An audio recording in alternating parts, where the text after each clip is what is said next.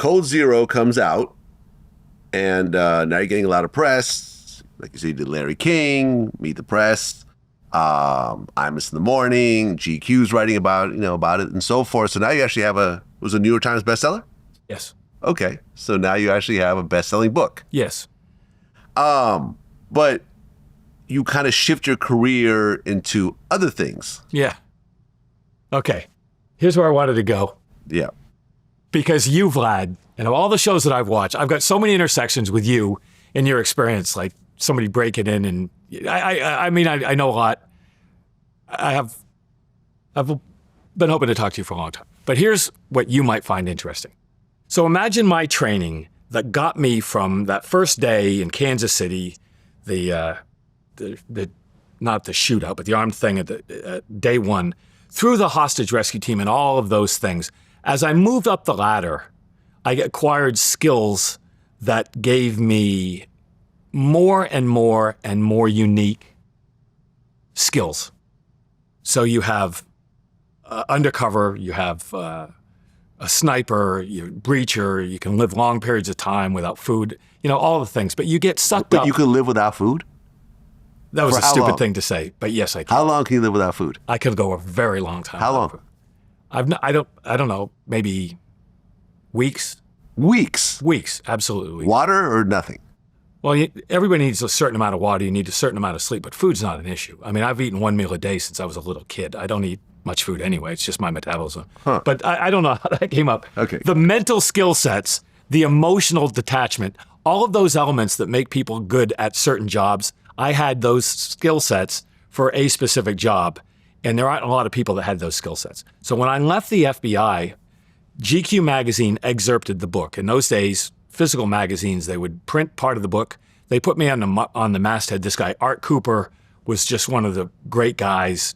Anybody in that industry remembers him. He's a remarkable guy. Put me on the masthead, and because the world needed somebody to talk about terrorism, I got hired by NBC to do all their properties. So I did stuff with Nightly News.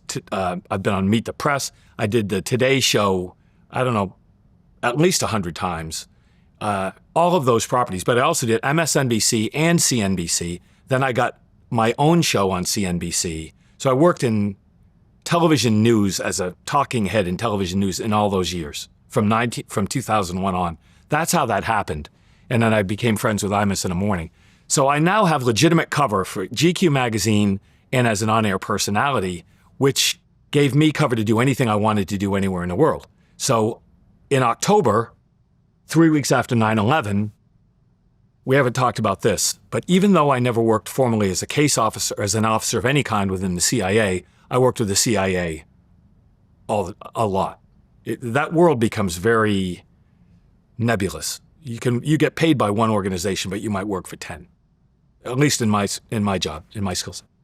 So I go from New York. I was living in New York, take the train to DC, get a car. I drive out to I was living in Virginia at the time. I drive up to Langley, and prior to that, I had a pass so I could just go through. When you go into Langley from the, what is it, 142 exit, I guess, they have a guardhouse, or at the time they had a guardhouse, and if you have a badge, you just go down the road to the left. If you don't, you have to go around behind the building, park, you get a day pass or whatever else, and you get cleared in and you go from there.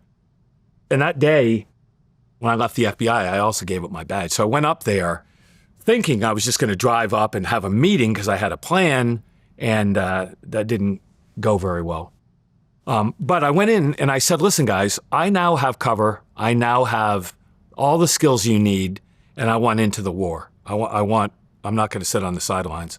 And about 2 or 3 weeks after that, I ended up in northern Afghanistan, ostensibly writing a story for GQ magazine, but on a gig that was put together by the intelligence community. At that particular gig was put together by an intelligence component within the Pentagon. And then that was it. That was the change in my life. Right, because you did a bunch of very interesting gigs, like you went to Guantanamo Bay. Yes. Now, Guantanamo Bay was fascinating because as a side gig, for a time I taught interrogation at the FBI Academy during the course of my career.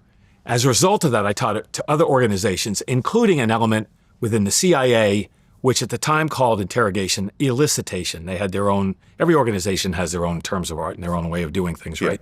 So I taught many of the people who ended up being interrogators at Guantanamo Bay. Does that make sense? Mm-hmm. When I left the FBI, they had not stood up Guantanamo Bay. But once the war got started, I ended up getting a gig as the first journalist, on-air journalist, to go to Guantanamo Bay to do a story. Got nominated for a Peabody Award. So I'm at Guantanamo Bay working for CNBC among people that I had trained in interrogation who are now interrogating the bad guys.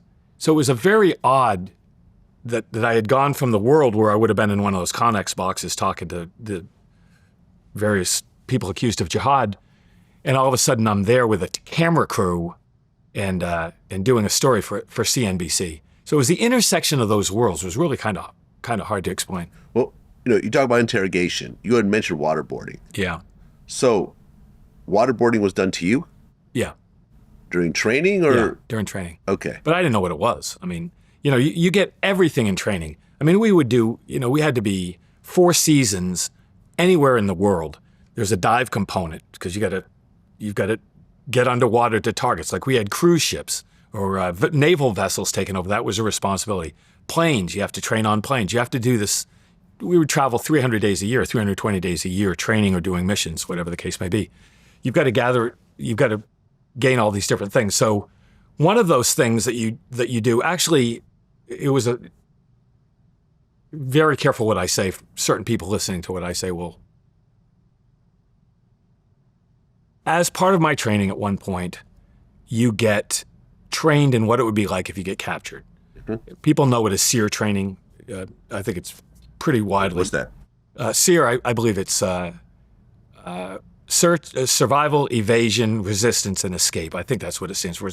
There are a series of military schools where the military train. Survival, evasion, resistance, escape. Yeah. And they basically kidnap you. They put you in a box. And there are different elements of this program, right? There are some that people know in the military. There's some people that don't know in the intelligence side of things. But they basically kidnap you. They throw you in a box. They strip you naked. They freeze you. They disrupt your sleep. They starve you. They beat you somewhat. And they try to get you to see what it's going to be like. But it's pretty aggressive. Can be pretty aggressive, right? At the time, they would waterboard you. The problem is I didn't know what waterboarding was.